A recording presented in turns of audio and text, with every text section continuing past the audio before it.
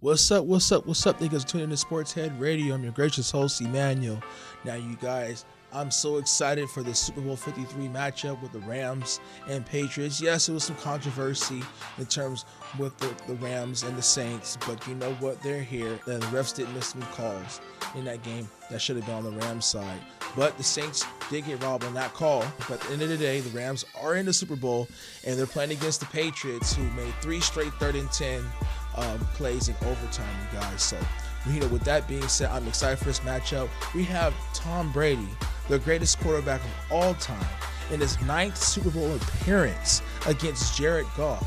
For you guys that do not know, between the age difference between those two is 17 years and 72 days apart.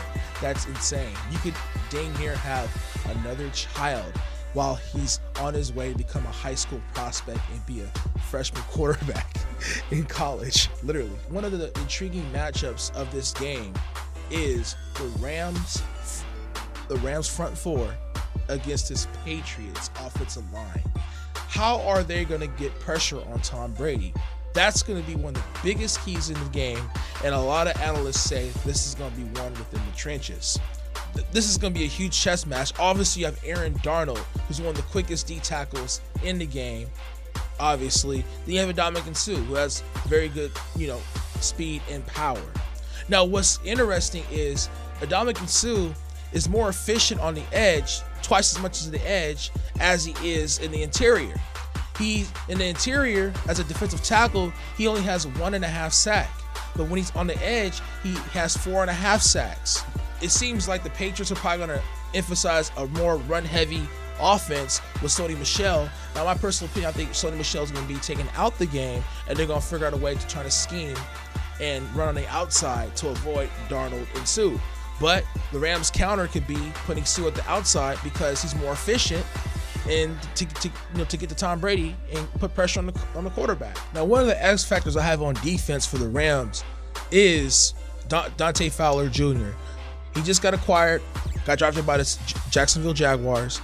Now he's going to be an edge rusher. He did make a critical play in overtime against Drew Brees when he spun out of that Pete, the tackle, and to force an inherent throw with Brees, and obviously Johnson made the interception. With that being said, he could be a pretty key factor because Brockers is good. Then you have Suh and Darnold, which is obvious. So the key is how the Rams are going to stop that running game, because the Patriots are top 5 in the league in rushing. Obviously, the Rams were top 3 in the league in rushing with Todd Gurley. Now, 3 of the last 4 games, Gurley has not rushed over 100 yards. Why is that? Maybe is Sean McVay preserving him because he's not 100% healthy? So the key is, I want to see if Gurley's able to I want to see if he's full to go during practice, because that could affect how the game plan could go for the Rams.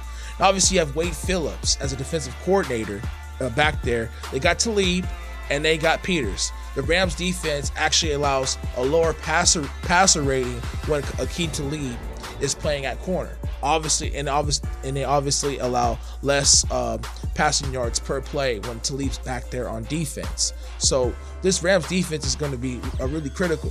But my question is how they're going to stop Gronk. And I think the middle of the field is really where you attack the Rams, because there's really no defender from the Rams that can match up with Gronk.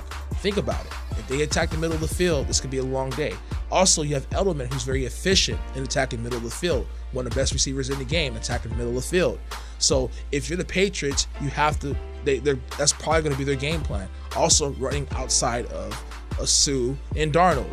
Unless Suh plays on the edge, that could be an adjustment, a chess play for Wade Phillips. The receivers for the Rams, I believe Reynolds, Robert Woods, and Higbee, the tight end, are going to have to step their game up, especially if both teams' running game is not established. In order for the Rams to win, they have to be very successful in first down. They have the highest success run rate on first down at 56%.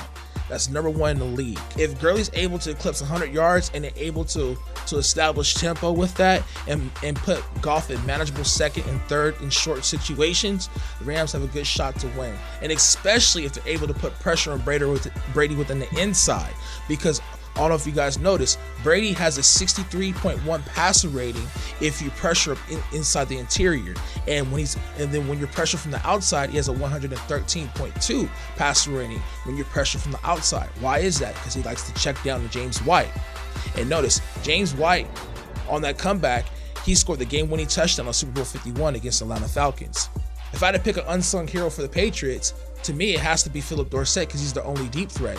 Cordell Patterson can play effective this game in terms of a special teams player, but he's had three reception touchdowns this year. That's the most since his rookie year, but he could definitely have an effect on special teams. So if Edelman gets eliminated or Gronk gets double teamed or bracketed, then it could allow opportunities for Dorsett and Patterson in terms of taking shots down the field with Brady.